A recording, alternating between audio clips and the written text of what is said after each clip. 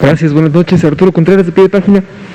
Nos hacen muchas preguntas desde Guadalajara, si podrían explicar un poco cómo se ha dado la integración entre el gobierno federal y el gobierno local en la organización de la vacunación en la zona conurbada. Un poco la queja es que hay largas esperas, no mucha gente bajo el sol, que no se hizo un llamado, por ejemplo, como el de la Ciudad de México, que fue alfabético. Entonces, nos han comentado varias veces que esto se ve en los grupos que sesionan miércoles y viernes, ¿no? Y se va mejorando y se va evaluando cómo hacerlo mejor. Entonces, ¿cuál ha sido el resultado de esto? Si tienen algún plan para cambiarlo. Y muchos de los adultos mayores que recibieron, eso es un caso. Una segunda pregunta es, muchos de los adultos mayores que recibieron una vacuna, les entregaron un comprobante y en el comprobante viene una cita. Uh-huh. En muchos casos esa cita ya caducó, ¿no? Entonces entendemos el espera tu turno, pero ¿qué se le dice a esas personas? ¿No? Nos reportaron esto, por ejemplo, en Puente de Ixtla, en Morelos. Por ejemplo, las personas de las primeras delegaciones que vacunaron en la Ciudad de México, que usaron la vacuna de AstraZeneca, pues tampoco tienen una fecha ya que diga, o sea, una fecha nueva para que vayan a volver a vacunarse, a aplicarse la segunda dosis, ¿no? Y en su taloncito, pues la fecha que viene ya pasó. Entonces, ¿qué se le dice a esas personas? Nada más. Gracias. Okay.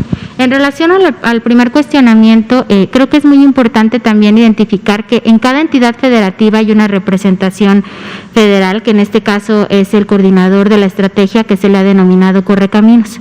Este líder, por así decirlo, es quien tiene la comunicación y coordinación con el nivel estatal, y no solo me refiero al secretario de salud, ¿no? O a la Secretaría de Salud, sino con todo el sector, llamémosle IMSS, Sedena, Semar, Pemex, e inclusive aquellos servicios que son propios de la entidad federativa, y es ahí, a través de ellos, a través de estas mesas de trabajo que entiendo se realizan de forma periódica, semana con semana, que planean inclusive la estrategia de vacunación para su propia población.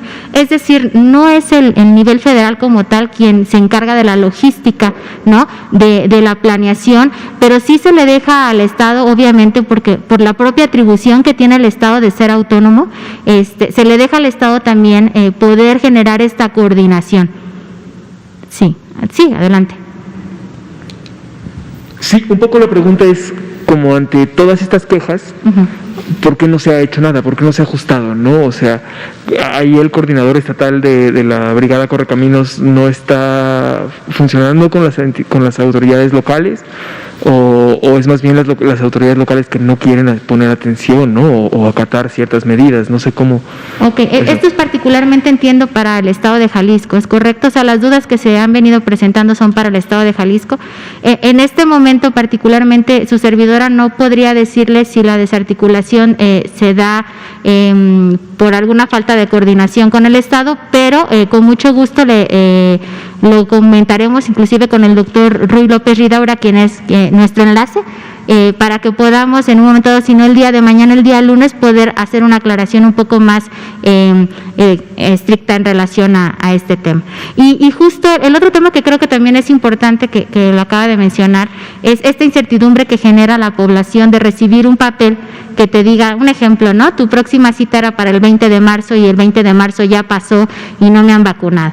Aquí los invitamos a todas y todos, porque yo creo que esto incluso no solo se da en la Ciudad de México, se puede dar en cualquier entidad federativa, a que guarden la calma. Para la primera cita se les contactó y se les dijo, no sé, Juanito Pérez, es importante que te presentes el día de mañana a vacunarte a tal unidad, y aunque su fecha haya caducado en el papelito que le entregó el personal de salud que a bien lo recibió en la primera dosis de vacuna, se le volverá a llamar, ¿no? Y recibirá su segunda dosis dentro del plazo que está contemplado. Recordemos que tenemos un rango de días, ¿no?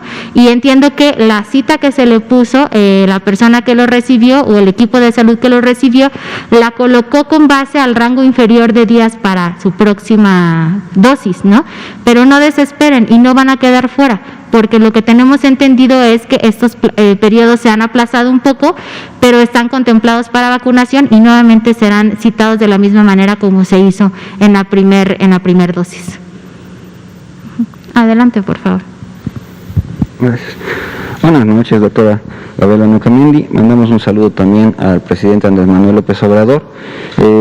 Quisiera preguntarle, doctora, ahora con el tema que ha salido respecto a las terceras olas de contagios, que cabe la posibilidad que sucedan aquí en México, y respecto al panorama mundial que nos refleja una alta probabilidad de que llegue a suceder más olas de contagios, quisiera preguntarle qué nos podrían recomendar ustedes con respecto a este tema, para que nos preparemos, para que no nos agarre de sorpresa, para que también no nos atemoricemos, cómo podemos prepararnos psicológicamente y económicamente, porque si por ejemplo ya se hacen planes para aperturas de escuelas y a la mera se tienen que cerrar esa y otras actividades, entonces ¿cómo podrían preparar a México para una posible oleada nueva? Y pues tengo más preguntas.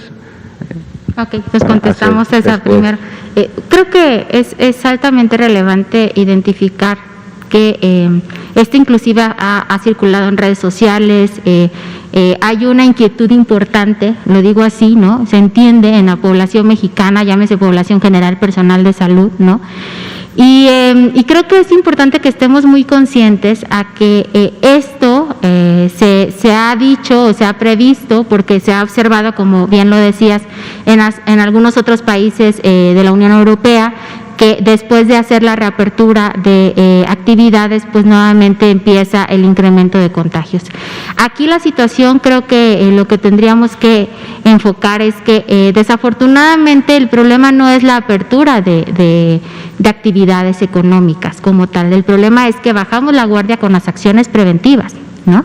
Entonces está en cada uno de nosotros como mexicano y mexicana poder seguir estas acciones preventivas, es decir, no porque el semáforo, un ejemplo, no cambie de rojo a naranja, de naranja a amarillo, de amarillo a verde, significa que yo voy a dejar de lavarme las manos, significa que yo voy a dejar de guardar mi sana distancia, significa que voy a dejar de utilizar el cubrebocas, ¿no?, en espacios cerrados, significa que voy a mantener o no voy a mantener mis ventanas abiertas en espacios que obviamente son pequeños, en donde tengo que convivir con otras personas. Entonces, creo que la invitación de la Secretaría de Salud Federal y de todo el sector para la población en territorio mexicano y para la población mundial es que pues si queremos evitar un incremento de contagios, si queremos evitar que exista una tercera oleada, es definitivamente indispensable que guardemos las medidas preventivas, ¿no?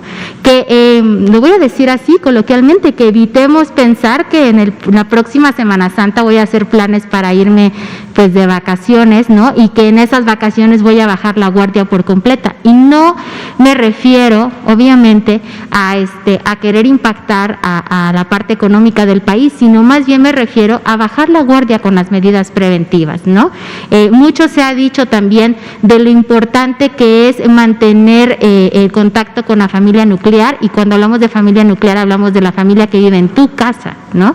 Y que es importante evitar entonces también dejar un poco holgadas las medidas, y que entonces nos relajemos un poco o nos relajemos mucho como mexicanos, y que si tú te relajas, si yo me relajo, si mi vecino se relaja, pues obviamente vamos a incrementar la cadena de transmisión, y eso se verá reflejado en pocos días o en pocas semanas en la curvatura que tenemos de casos registrados, tanto en los sospechosos como confirmados. Entonces, reitero, la invitación es mantengamos las medidas preventivas que ya se han comentado, y pues obviamente mientras mexicanos y mexicanas no nos encontremos vacunados, pues no podemos olvidar lo básico, ¿no? Lavado de manos, sana distancia, como lo dije, el uso adecuado de cubrebocas, y pues todo lo que ya está establecido, y que inclusive para los tomadores de decisiones en pequeñas y medianas empresas, pues que lo tienen muy claro, ¿no? Lo tienen muy claro en estos documentos que la Secretaría de Salud, a través de la Dirección General de Promoción de la Salud, tiene actualmente activos, que son las medidas preventivas en espacios públicos cerrados, medidas preventivas en espacios públicos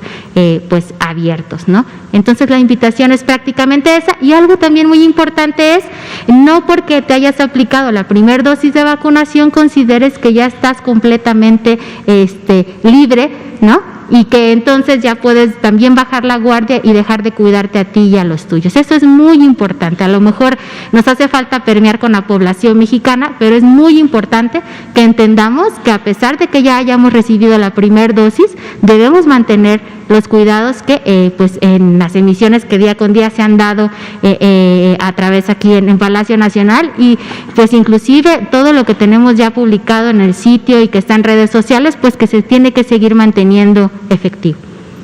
Y la segunda dosis también, ya se están aplicando las segundas dosis. Exacto, ya se están aplicando segundas dosis, pero no hemos cubierto el porcentaje de población mexicana que tiene que estar cubierta para poder tener una protección de rebaño, que también ya se ha comentado en momentos anteriores por el propio doctor Gatell, el doctor Alomía, el doctor Ruy, y esto es muy importante, ¿no? Necesitamos cubrir un número de mexicanos o una proporción de mexicanos vacunados para que entonces podamos decir que medianamente también ya estamos protegidos, ¿no? Y que podemos de alguna manera, y este no es el momento, de bajar la guardia con las medidas preventivas básicas. Por lo regular, si se habla de una tercera, cuarta oleada o la que sigue, ya el mexicano también piensa mucho en que, híjole, voy a tener que a lo mejor cerrar mi negocio, me va a pegar económicamente, y tiene que calcular ese tipo de cosas. Respecto a ese tema, también hemos visto, por ejemplo, que la Ciudad de México ya ha aperturado varias actividades económicas. El metro funcionó desde un inicio, transportes colectivos como el camión pecero también siguieron funcionando, y le han reportado contagios a la baja últimamente. Se han abierto restaurantes, últimamente se vio la apertura de antros y bares en otra modalidad que no sea así como centro nocturno. Y pues hemos visto, sí se ha visto que los contagios van bastante a la baja. Con respecto a esto, me gustaría preguntarle si tienen ya de alguna manera un panorama ya más o menos calculado con respecto a estas actividades económicas y las medidas que se han implementado, como para que pudieran ver qué situaciones ponen en riesgo a la sociedad mexicana y qué situaciones no, porque al principio pues así como que parejo, ¿no? Se cierran todas las actividades económicas y ya después vemos cómo las aperturamos. Ahorita creo que ya se ha visto un panorama un poquito más amplio de qué sí puede ser riesgoso y qué no puede ser riesgoso. ¿Nos podrían platicar algo de eso, algún avance que hayan podido ustedes observar? Y quisiera tener unas preguntas, y no tiene también unas preguntas el compañero. Ok, bueno, voy a empezar por algo que comentó, que al principio se cerró, ahorita lo mencionó, dijo por pánico. En realidad, pues no fue por pánico, es una enfermedad nueva, lo que denominamos una enfermedad emergente en el país, que no circulaba en territorio mexicano, ¿no? Entonces era muy importante que nosotros tenemos protocolos activos, es decir, por parte de salud tenemos protocolos que ya se han venido preparando con muchos años de anticipación, y parte de esos protocolos o parte de la operacionalización de estos protocolos es justo hacer una evaluación de riesgos, y en esa evaluación de riesgos con esta enfermedad nueva, vamos a decirlo coloquialmente, ¿no? Nueva, pues sí era imperante poner en práctica también varias acciones restrictivas, ¿no? Que eso de alguna manera o de muchas formas, pues obviamente lo que lográbamos era impedir la cadena de transmisión, ¿no? Y esto no solo se hace pues con COVID, se hace con otras enfermedades, pero por la magnitud y trascendencia de esta infección, pues obviamente las medidas también fueron con mayor impacto social. Ahora, en relación a la identificación de estas actividades de riesgo, voy a regresar a lo mismo de la respuesta anterior. Las actividades de riesgo va más allá a que si vas a un restaurante, o que si vas a un centro, o que si vas, ¿no? O que si vas al mercado. Va más allá de ir. En realidad, la actividad de riesgo es que vayas y que no uses el cubrebocas, que vayas y que no guardes la sana distancia, que vayas y que no hagas el lavado de manos adecuado, y que con esas manos sucias que ya tocaste a uno y a otro sigas tocando, y que puedas ser tú un vehículo transmisor del virus, ¿no? Entonces no es tanto la actividad como tal, sino el no llevar a cabo esas acciones que sabemos que de alguna o de muchas formas lo que hacen es coartar, ¿no? ¿no? O de alguna manera generar una barrera para la transmisión del virus. Ahora bien, para que estas actividades se aperturaran en la Ciudad de México, pues obviamente pues no se generaron de un momento a otro, tuvieron que haber reuniones en donde una serie de tomadores de decisiones, expertos, que no únicamente interfiere salud, sino también la Secretaría de Economía, ¿no? Obviamente el mandatario, ¿no? de la entidad, hablemos de cualquier entidad federativa, pues tiene que sopesar la decisión, ¿no? No es una decisión unilateral, es una decisión en donde intervienen varios factores y que obviamente lo que se espera al poder tomar este tipo de decisiones es que el riesgo que tenga la población, que en este caso queremos proteger, pues sea el mínimo. Entonces, entiendo pues que este análisis de cuáles son estas actividades o estos momentos de reapertura, pues también se generan a nivel local. A nivel federal se tienen mesas de trabajo pues diariamente, el equipo técnico operativo también nos concentramos desde el componente que nos toca 5 o 6 veces a la semana para poder ir definiendo cuáles son las acciones que tenemos que realizar. Esto es como una orquesta gigante, ¿no?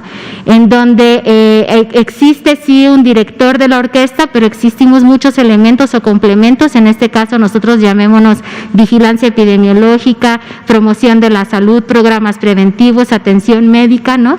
Y entre cada uno de los componentes generamos un análisis bastante bien fundamentado, siempre a través de la evidencia, y sí, en estas reuniones en donde se tienen que tomar estas decisiones tan complejas como poder decidir aperturar o no aperturar, que no necesariamente quien toma la decisión es salud, sino que más bien somos un contribuyente, pues se tienen que tomar con base a la evidencia que se genera. En el caso de nosotros lo que hacemos es presentarles el comportamiento de la enfermedad, no solo por entidad, sino por región, y eso a nivel local cada una de las entidades tiene que hacerlo y lo hace, pues es parte del compromiso que se tiene desde la federación y a nivel local, para que no solo el factor de número de contagios sea el interviniente. Es por eso que también existe un semáforo que tiene varios elementos, y esos elementos, con base a los índices que se generan, pues de alguna manera se ponderan y podemos decir en qué, de alguna manera, qué coloración se cuentan, pero no es la única actividad que se tiene que presentar para llegar a tomar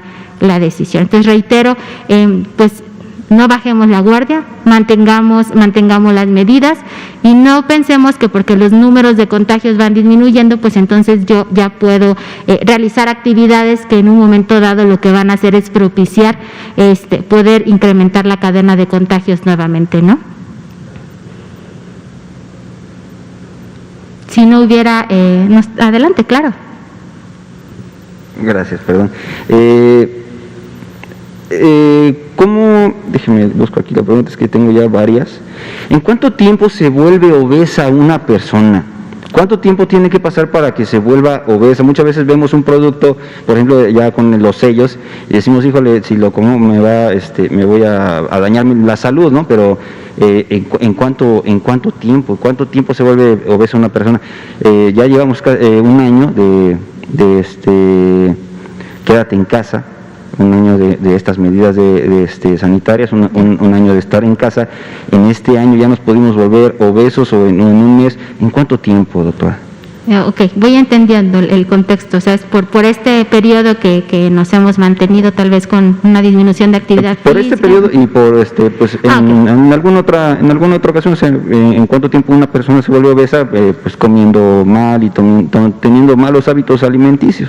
Bueno, es que en realidad esto depende, no hay una cifra exacta, ¿no? Depende de los hábitos alimenticios que tenga, de actividad física que tenga, higiénico-dietéticos que tenga el individuo, inclusive la propia carga genética, ¿no? Lo que sí podría decir es que sí tenemos una carga genética favorable también para el incremento de peso, una mala alimentación, ¿no? Sedentarismo, o sea, es como una sumatoria de cosas, ¿no? Esta es una ecuación. Si esto lo vamos sumando, entonces, y si tu cantidad de productos que consumes son de alto contenido calórico, ¿no? Y que a la vez le sumas el sedentarismo o la disminución de actividad física, y además tú ya previo a tener o haber estado en confinamiento, pues ya traías un índice de masa corporal, o hablemos de sobrepeso, ¿no? Pues obviamente la ecuación pues va a ser sumatoria, al final pues en algún momento puedes presentar obesidad, pero esto no podría decirle en este momento que lleva 1 año, 2 años. Lo que sí le puedo decir es que la presentación de esto, que es una enfermedad crónica no transmisible, ¿no? Sí se genera a lo largo de los años, o sea, no es en 3 meses, pues, ¿no? A lo largo de una cantidad importante de años, de factores acumulativos que van en contra inclusive del mejoramiento de tu estado de salud, pues como resultado vas a tener un incremento de peso que te va a llevar del sobrepeso, y si tú no actúas de manera favorable, ¿no? Pues obviamente te llevará a la obesidad. Pero no podría decirle que por la pandemia o por haber estado 1 año en confinamiento, pues la población mexicana está obesa, pero sí entiendo que también se ha identificado por los responsables de salud, sobre todo quienes se encargan de las acciones preventivas en unidades principalmente de primer nivel, pues se han identificado un incremento de lo que nosotros llamamos índice de masa corporal, pero no necesariamente de que tengamos en este momento un incremento de obesidad. De hecho, en la Dirección General de Epidemiología contamos con este registro porque es un padecimiento que está sujeto a vigilancia, y con gusto en el transcurso de la semana podríamos ir identificando o les podríamos presentar pues cómo la población mexicana se ha venido comportando con base a este padecimiento en el último año o desde el inicio de la pandemia, desde un análisis descriptivo muy básico desde el inicio del confinamiento al día de hoy, para que observemos o el público en general pueda observar si ha habido un incremento o no de la incidencia de este padecimiento. Ok, muchas gracias, doctora.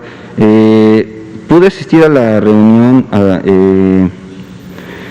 la exposición que dieron vía virtual respecto a la nutrición en salud y la salud de los niños y niños, que se dio en esta semana, y por ahí mencionaron que México está entre los países con más infecciones entre niños y niñas y adolescentes, me parece, por mala nutrición.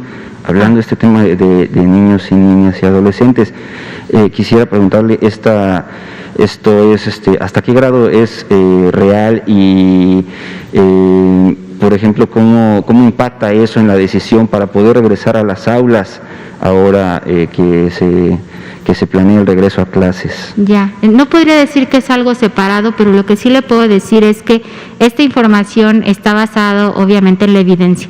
Recordemos que además de los registros que tenemos por parte de Vigilancia Epidemiológica por la Dirección General de Información en Salud, también se han hecho encuestas nacionales a través del Instituto Nacional de Salud Pública.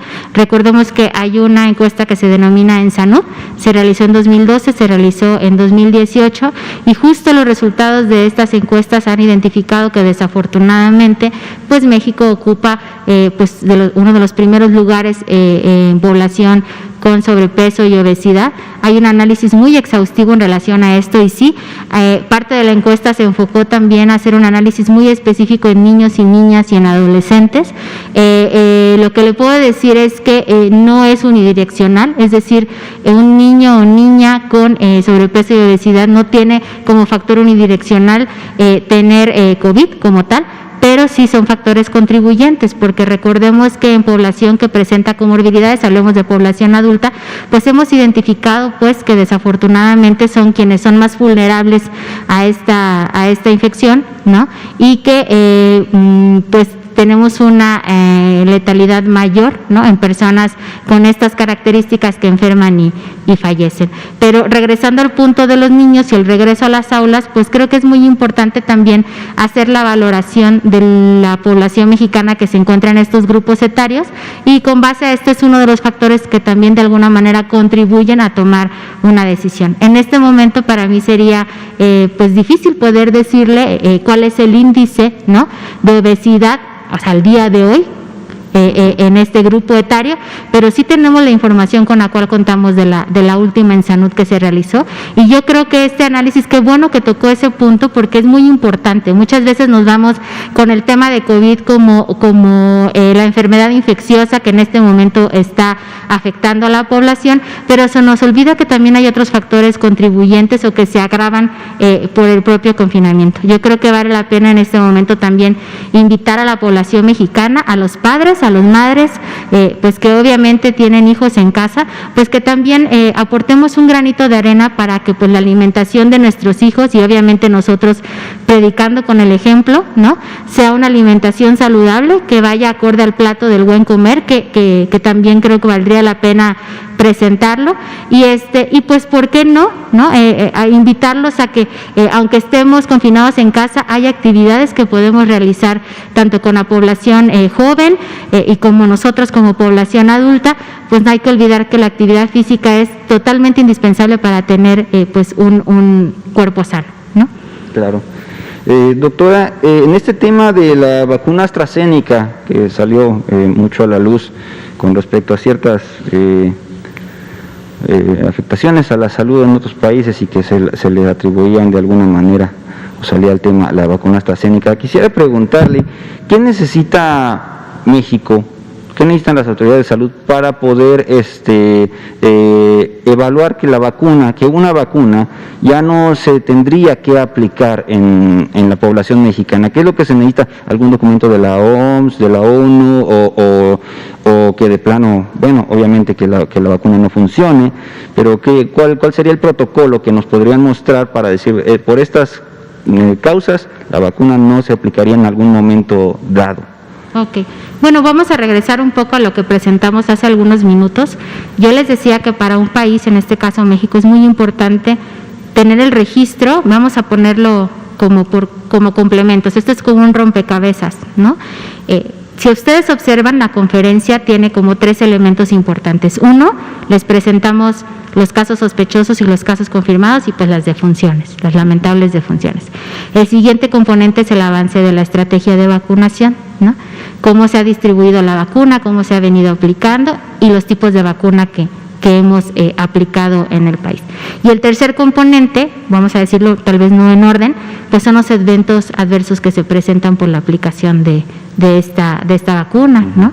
Entonces, cuando nosotros, a través de este registro, que es muy importante, el registro de SAVIS, identificamos que hay un incremento de estos eventos en la población mexicana vacunada, o que hay un incremento de estos eventos de la población vacunada con determinada vacuna, ¿no?, y que estos eventos pasan de leves a graves y que pasan fuera de lo esperado. Digo, no significa que tenemos que esperar todos estos momentos hasta el final para tomar una decisión. Significa que todos estos elementos, de alguna manera, son como semáforos, por así decirlo, que nos van alertando a identificar de forma oportuna que algo está ocurriendo, y que eso nos permite tomar la decisión en un momento dado, junto con otros factores, de que una vacuna en particular tendría que salir no del mercado como tal, sino tendría que salir de nuestro programa de vacunación actual. Afortunadamente, hasta el momento en México eso no ha ocurrido. Entiendo que se ha venido cuestionando, pues, porque algunos otros países hicieron declaraciones sobre lo identificado en su población. Y recordemos también aquí que influye, digo, no soy la experta en el tema, pero también influye la genética de la población a quien se está vacunando, ¿no? No presentamos el mismo comportamiento, y lo voy a decir así, igual, y el doctor Gatell obviamente lo aclarará, al igual que el doctor Alomía, o el día de mañana el doctor Ricardo Cortés, en el mismo panorama epidemiológico en México, ¿no?, que en Estados Unidos, que en Francia, que en Afganistán. Entonces, hay múltiples factores que contribuyen, pero lo que sí deberíamos de estar tranquilos es que tenemos afortunadamente un registro que se alimenta diariamente y que nos pone en alerta en un momento dado si todos estos factores que mencioné están activos, ¿no?, como semáforos. Y ante ello, obviamente, la reacción de la Secretaría de Salud Federal, del cuerpo directivo y del personal operativo es completamente inmediata, ¿no? O sea, a lo que voy es que la decisión se tomaría con base a la evidencia, y si esa evidencia nos estuviera indicando en algún momento dado que no es favorable seguir aplicando determinada vacuna, tengan por seguro que la Secretaría de Salud sería la primera, obviamente como responsable también de esta información, en darles a conocer esta información. Sobre todo porque nuestra labor, nuestra función principal es salvaguardar, pues, a la salud de la población mexicana, ¿no?, y de cualquier persona, sin importar nacionalidad, que se encuentre en territorio mexicano. Claro que sí, doctora, muchas gracias. Estados Unidos, el presidente Biden, la Casa Blanca, se lanzó un comunicado de alguna manera diciendo que se iban a otorgar vacunas como préstamo, ¿no? Hace unos días. Nos llama mucho la atención la expresión préstamo. Me quisiera preguntarle, no sé si Estados Unidos no acepta pagos ya finiquitados o por adelantado, o por qué este tipo de frase que utilizó como préstamo a México. Le voy a ser honesta, en ese momento yo no tengo la información, pero pues nuevamente con gusto, yo creo que el día de mañana o en la semana, seguramente los expertos que han estado al día con el tema de vacunación dentro del grupo técnico e inclusive dentro de las mesas de trabajo, nos podrán apoyar con la respuesta. Muchas gracias.